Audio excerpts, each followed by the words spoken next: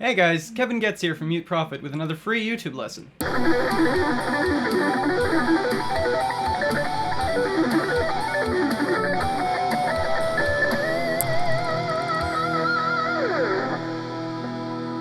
Today, we're talking about how to use the modes in improvisation. Now, if you're like most guitarists and your nightmares involve being chased by a music theory textbook holding a butcher knife, you've probably never taken the time to realize why you actually really need to learn the modes in order to be able to improvise with any degree of comfort whatsoever. If you've ever seen one of those incredible guitarists who can just kind of command the entire fretboard, just fucking go places and make it sound good, it's probably because they actually do understand the modes. And if you want to be like that, well, this is how you start. If you're stuck in box shapes, you know the one place where your minor scale will work over the chord progression you're currently playing in, and you cling to that box for dear life. Again, you gotta take the time to master the modes. The key to feeling freedom, to being able to say fuck box shapes and do whatever the hell you want at any given point, comes from learning one simple trick about the modes. Pay no attention to the fact that my chair seems to have shifted a little bit in my frantic search for my glasses, which I realized I'm not wearing and can't particularly see so good right now.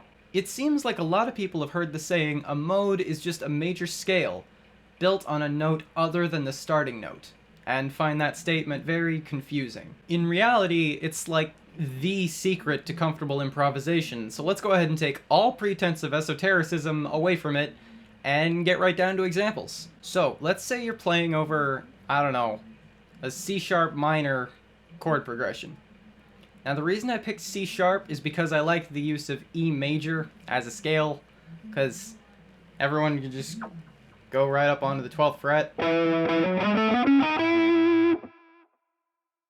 Anyway, C-sharp minor and E major are relative keys, meaning that they contain the same notes. Just Google relative minor keys if you don't understand this. There's a nice fancy table. You don't have to get it just yet.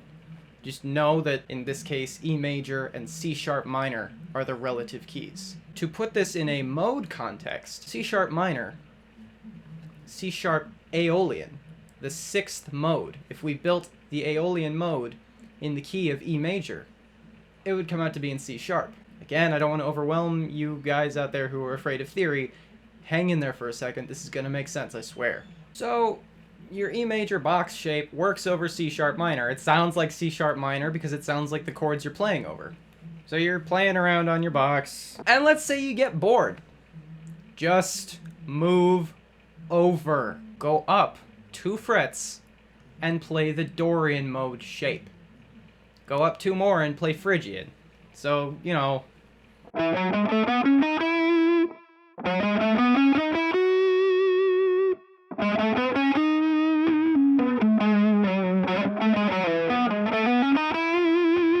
Hell, you can be playing in your E major shape, go down 1 fret and play the Locrian mode.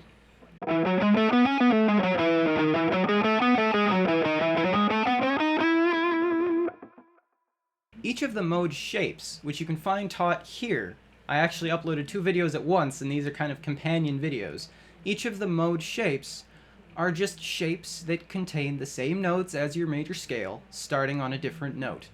So again, if we were to take Dorian as an example, if you were to build a major scale, so here's E major again.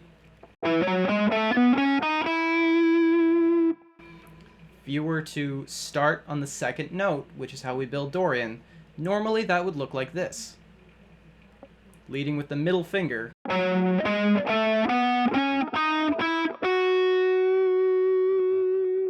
And ending 1 note higher. But that's a little awkward. You know, we've got an uneven number of notes on a string. So people figured out, okay, we can get those same notes just by moving up and coming up with a nice fancy 3 note per string shape for that. And it's really that simple. Every modal shape is just a more comfortable way of playing through the same major scale that you're already in without all the awkward finger dancing. It's just making things play in 3 note per string groups for us shredders out there. That's it. So that's how we achieve total freedom in improvisation. That's how you work in those tasty slides and bends and position shifts, things like that. It's by understanding where you are in relation to every other mode. And here's the big thing, the thing that's kind of mind-blowing to a lot of beginners when I teach this. Each of these modal shapes won't sound like the mode you're playing in. They'll just sound like the chord progression behind them. I could play F-sharp Dorian over E major, and it's just gonna sound like E major. So, for right now, in terms of what we're covering here, knowing these shapes are not beneficial just to have another sound at your disposal, rather it's to break away from boxes and be able to play anywhere at any time.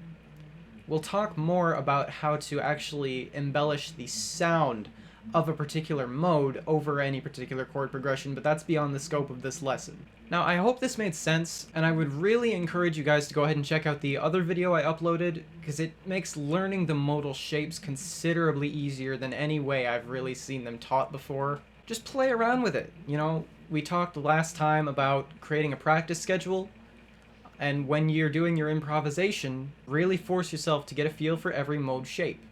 And that'll really free up your ability to play. So until next time, see ya!